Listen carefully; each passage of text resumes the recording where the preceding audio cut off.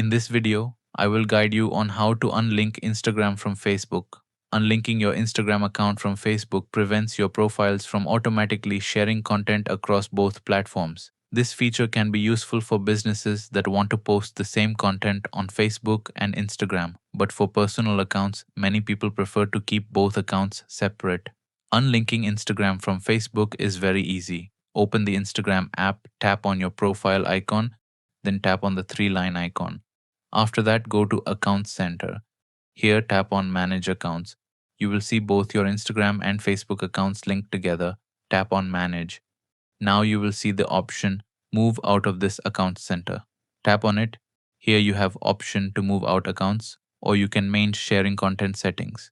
If you tap on Manage how you share your content, you'll see Sharing across profiles. If the automatic sharing options are enabled, Instagram will automatically share the same post to Facebook as well. If you want to keep both accounts separate, simply turn off those automatic sharing options. Now go back and tap on Move Account, then tap on Continue, and finally tap on Yes, Finish Moving. This will remove the account from Account Center and unlink your Instagram account from Facebook. So that's how you can unlink Instagram from Facebook.